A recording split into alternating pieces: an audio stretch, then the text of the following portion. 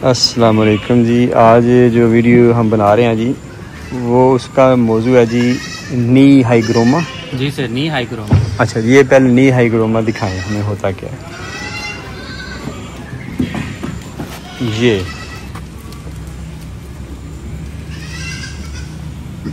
यानी कि घुटने की सोजिश। इधर से भी आपको दिखा दिया, ये चेक करें।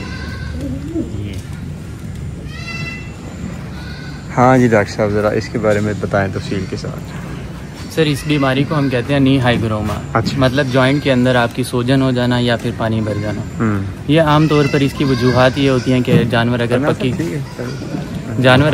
इसके अंदर सर आम तौर पे वजूहात जी इसकी सर आम तौर पे वजूहात ये होती हैं कि जो अगर हमारा जानवर है ये अगर पक्की जगह पे रहता है तो इसकी वजह से ना उस जॉइंट के ऊपर सूजन आ जाती है, प्रेशर बिल्ड होता है, जिसकी वजह से वहाँ पे पानी इकट्ठा हो जाता है। अच्छा, बस आप पूछे मजीद सवाल, मैं आपको काउंटर क्वेश्चन पे जवाब देता हूँ। असल आप दूर चले जाते हैं, मैं नज़दीक का इशारा अच्छा, करता हूँ। पानी जो है ये एक्सेस अमाउंट में जो बॉडी में होता है वो जमा होता है, क्योंकि बॉडी में तो पानी सर्कुलेट कर रहा है जी मेटाबॉलिजिकली। तो ये मेटाबॉलिज्म में कोई फर्क आता है या वैसे कोई और वजह है? ये मेटाबॉलिज्म का कोई फर्क नहीं आता। जो आम नॉर्मल तौर पे जो हमारा ब्लड सर्कुलेट कर रहा है वेसल्स के अंदर, तो जब ये प्रेशर इसके ऊपर बिल्ड होता है तो फिर वहाँ पे ब्लड की सप्लाई थोड़ी ज़्यादा हो जाती है। तो ब्लड की सप्लाई ज़्यादा होने की वजह से जो वेसल का पानी है वो बाहर आ जाता है। अच्छा, ये एक नई बात है कि ब्लड वेसल में अगर ब्लड की सप्लाई ज्यादा हो तो उससे पानी बाहर आता है। थोड़ा नेड़े आ जाए यानी ब्लड वेसल से जो पानी एक्सेस अमाउंट में होता है वो बाहर आता है। एक जॉइंट है ना हमारा, एक नॉर्मल जॉइंट है। अगर आप इसके ऊपर एक नॉर्मल प्रेशर बर्दाश्त करने की एक वैल्यू है, अगर आप उससे ज़्यादा इसके ऊपर प्रेशर डालेंगे तो यहाँ पे जो हमारी ब्लड की सप्लाई है उसको इंक्रीज करती है, और जो वहाँ पे वेसल होती हैं वो थोड़ी रप्चर हो जाती है, जिसकी वजह से जो वेसल का पानी है वो बाहर आ जाता है। हाँ, यानी ये बाकी जॉइंट्स पे ऐसा नहीं करता जहाँ पे ब्लड वेसल रप्चर होंगी। आपके कहने का मकसद है या फिर जॉइंट में जो प्रेशर होता है जॉइंट्स का कई दफा वो अगर डिक्रीज हो तो वहाँ से अगर वो वेसल्स फट जाएं तो उसके अंदर ये सिक्रीशन हो। जैसे कि मैंने बताया, इसकी जो बुनियादी वजह है ना हमारी पक्की जगह पे रहना। जब जानवर बैठता है उठता है उसके जॉइंट पक्की जगह पे लगते हैं तो उसकी वजह से ये रप्चर आता है। तो ये आप मतलब जब ये वेसल डैमेज हो जाए फिर होता है उसमें से खून आ जाता है? नहीं सर, खून नहीं आता। वेसल रप्चर होने की दो तरह की रप्चर होती है, एक मेजर रप्चर होती है, एक माइनर रप्चर होती है। इसके अंदर माइनर रप्चर होती है। माइनर रप्चर से जो आपका प्रोटीन वाला पानी होता है बॉडी से सिर्फ वो बाहर आता है। अच्छा जी सर। तो जो अगर मेजर रप्चर हो जाए फिर मेजर रप्चर के अंदर ब्लड आता है।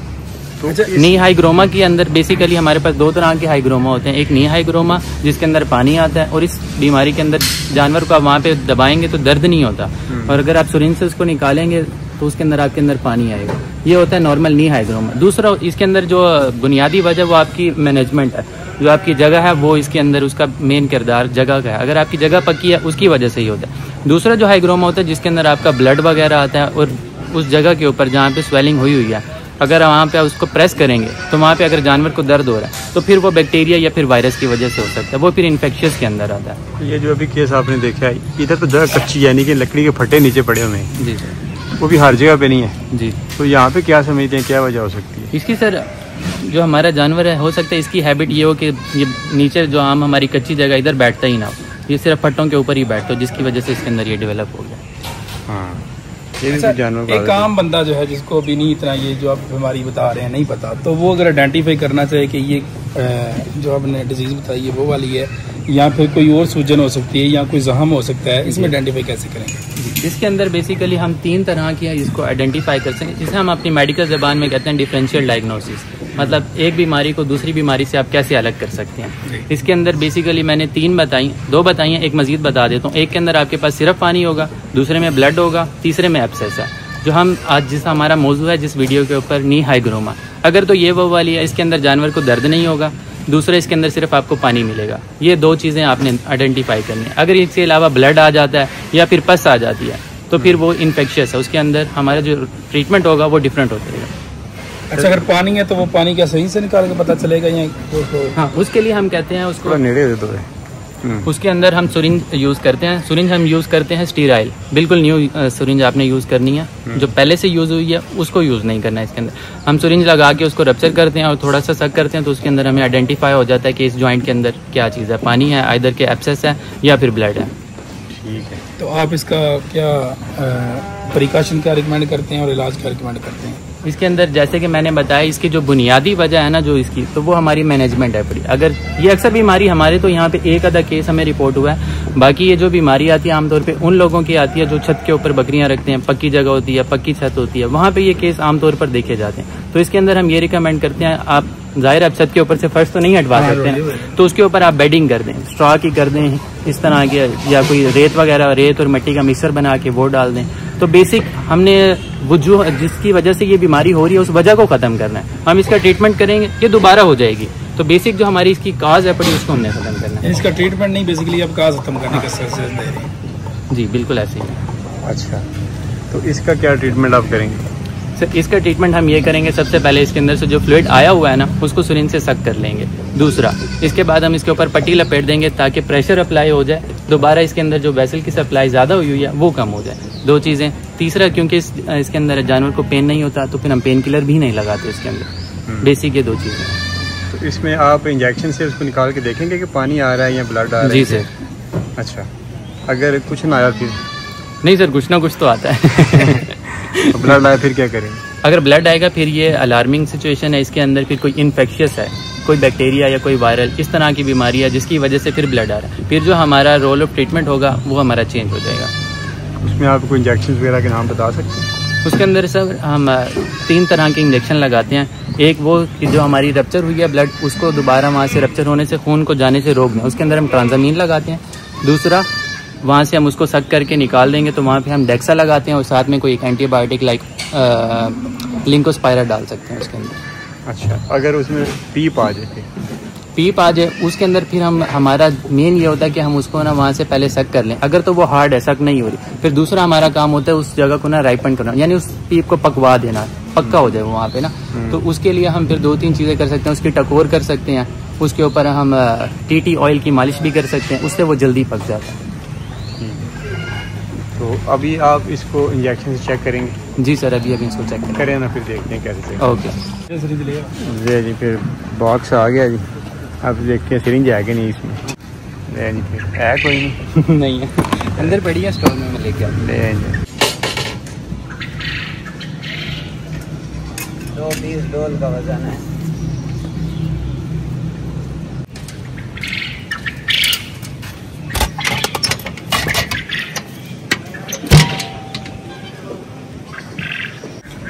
चले जी, इसको ले आए बाहर। इसकी शक्ल वैसे उतर भी इधर से मिलती जुलती है।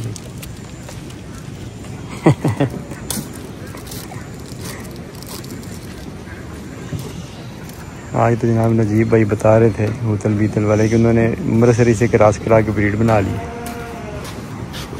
अब है न रात, वरना हम भी देखने जाते। ये जनाब अब इसका इलाज करने लगे हैं। ये देखिए, इंजेक्शन से चेक करेंगे।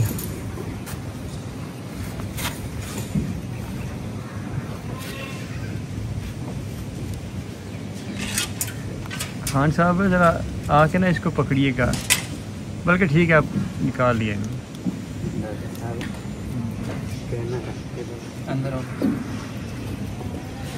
ये देखें, अब ब्लड आ रहा है, पता नहीं क्या आ रहा है। ये डॉक्टर साहब क्या है? ये सर फ्लूइड आया। फ्लूइड आया जी, ब्लड नहीं आया है। ये फ्लूइड, ये बेसिकली प्रोटीन फिल्ड वाटर है, इसके अंदर प्रोटीन और पानी मिक्स होता है। ठीक है, इसका मतलब ये नहीं है आप इसे प्रोटीन समझ के पी लें। ठीक है, तो अब क्या करेंगे? सर अब इसको अच्छे से ड्रेन करेंगे, उसके बाद हम इसके ऊपर बैंडेज अप्लाई कर देंगे प्रेशर से, ताकि जो प्रोटीन वाला पानी इसका निकल रहा है ना वेसल के, तो वो निकलना बंद हो जाए। चलिए करें। आप इसमें से टीके के जरिए सारा निकालेंगे? जी सर। चलिए, टीके के जरिए सारा निकाल के इसके ऊपर कह रहे हैं कि ज़ोर से पट्टी बांध देंगे। ये इसका तरीका जी, आप भी इस तरह कर सकते हैं। घुटने में स्वादिश हो इस तरह। ये 10 cc वाला टीका है ना? जी सर, 10 cc वाला इंजेक्शन है, इंसानी इस्तेमाल हो रहा है। हाँ बिल्कुल। तो ये देखें, ऐसे घुसा के उसको साइड से सिरिंज, तो ये टीके भर भर के ना प्रोटीन वाला पानी सारा निकाल लें। ये देखिए, ये ड्रेन हो रहा है।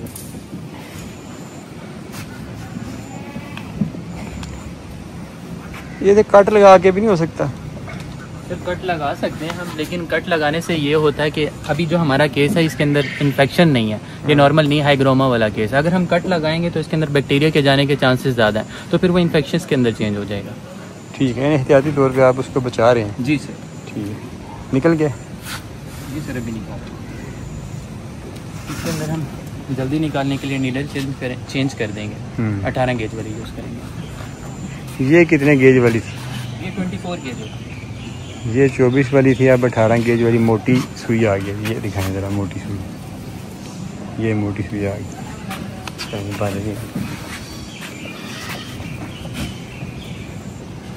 मुझे तो लग रहा है डॉक्टर साहब आप पहली बार बकरी के घुटने में से निकाल रहे हैं। नहीं सर।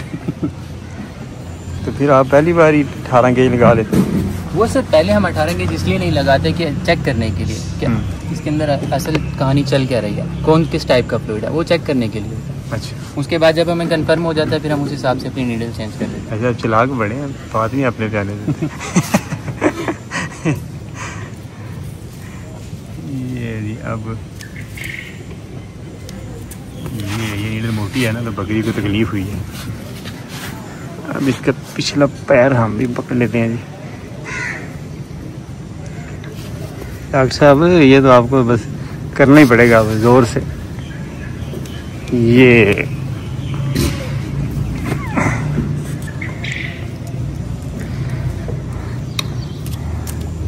देखा जी, भर के आ गया जी।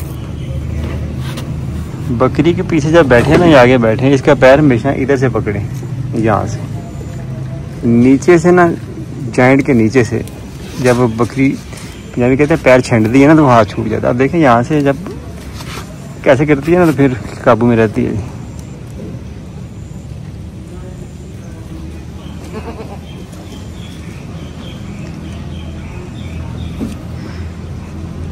टिंडा पानी पर रोड़न वांगू दुखियां नैना मुड़ जावन फिर तोड़ करानू जी, तोड़ परावा पैना। देखना कुछ हाथ से भी निकल रहा है जी। अभी आपको मजीद यहाँ बताते हैं जब ये बैंडिंग करेगी। नहीं तो ये देखिए, अभी मैंने ऐसे उल्टी सही लगा के दबा रहे हैं तो पानी सारा बाहर निकल रहा है जी।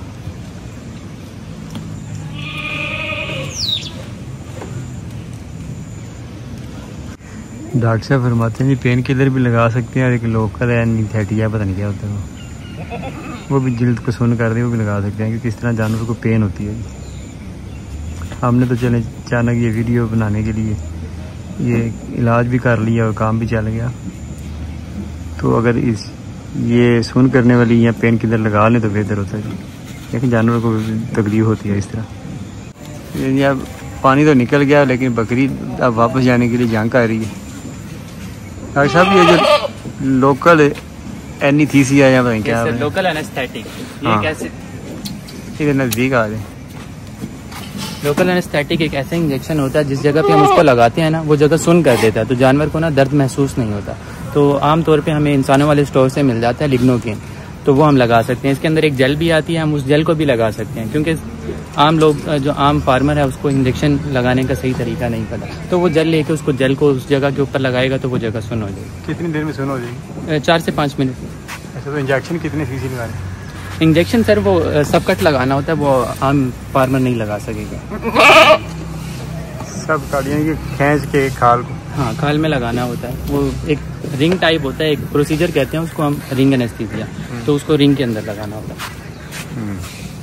फिर जेल ही ठीक है।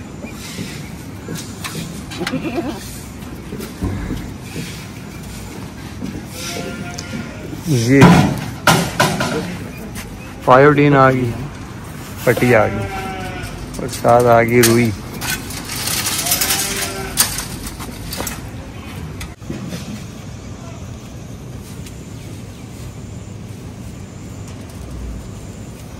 पायोडीन से पहले जख्म को साफ कर रहे हैं जगह को।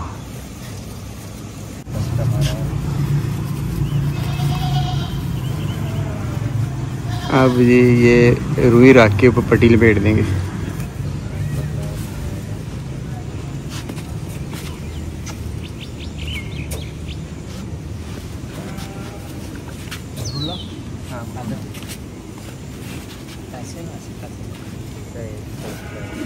अब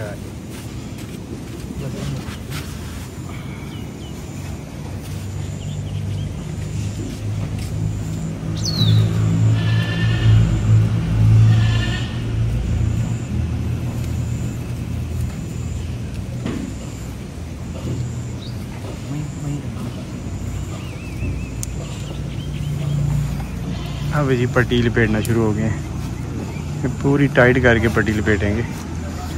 डॉक्टर साहब इसका तो घुटना ही नहीं बैंड होना रात को। कंप्लीट तो होने में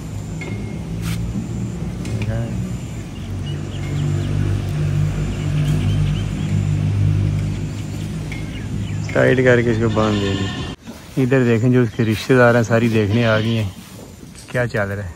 ये देखा जी ऊपर बकरी का इलाज हो रहा है जी, सारी हमसाइयाँ देख रही हैं जी क्या नीचे चल रहा है।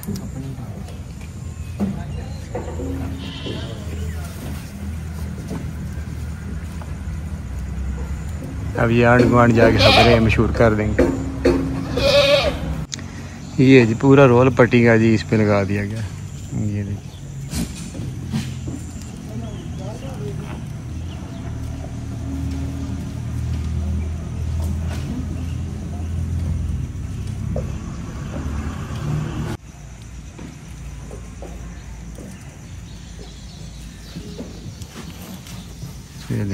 ट्रीटमेंट मुकम्मल हो गया जी सर। अभी इसको हम एक पेन किलर लगा देंगे, और क्योंकि हमने इसको कट लगाया था तो बहुत से चांसेस हैं कि इसके अंदर जरासीम चले गए होंगे, तो एहतियातन हम इसको एंटीबायोटिक भी लगा देंगे। एक पेन किलर लगाएंगे कौन सा? पेन किलर सर हम इसको लगाएंगे मेलॉक्सिकैन। कितना? 2 cc। 2 cc जी सर। अच्छा, ये गोश्त में? गोश्त के अंदर।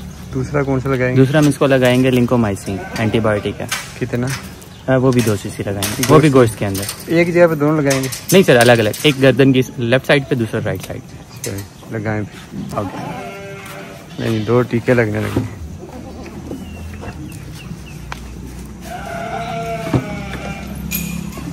ये पहला इंजेक्शन लग गया। ये दौड़ी ला दी थी। ये चुभता है इंजेक्शन? नहीं सर, असल मैंने इसको कभी पहले इंजेक्शन लगा नहीं है, इसी वजह से इसका ऐसा रिस्पॉन्स आ रहा है। इसको पहला इंजेक्शन लगा जी, ये नीम पागल हो गई। अब इसको दूसरा लगने जा रहा है इंजेक्शन। काशे जोर मजबूती ना फड़े।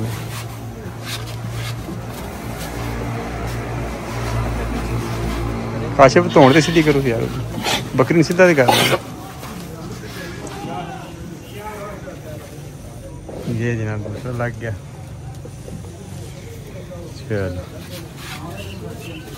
चलो टीका लगे ना तो बकरी को काबू कर लिया, हिलन नहीं दी। डॉक्टर साहब अब हो गया मुकम्मल? जी सर, ट्रीटमेंट कंप्लीट हो गया हमारा। अब आगे क्या रिकवर हो जाएगी। अब आगे कैसे कब खोल के देखेंगे पट्टी? इसको सर हम 24 से 48 घंटे के बाद दोबारा खोल कर देख सकते हैं। हम इसको 24 घंटे बाद कल दोबारा खोलेंगे। पानी अगर आया हुआ फिर निकालेंगे? जी सर, पानी फिर ये सारा निकालेंगे। ये पानी इंशाल्लाह नहीं आएगा कल तक। अच्छा चलो, हो गए कितों बड़ा लाभ। चलो हम खोल के वापस भेज दो। घबराई हुई है जी, अब इसको वापस भेज देते हैं। अभी देख कहाँ से घुसने की कोशिश कर रही है वापस। चलो जी, अभी देखा परेशान है। चलो जी वापस चलेगी।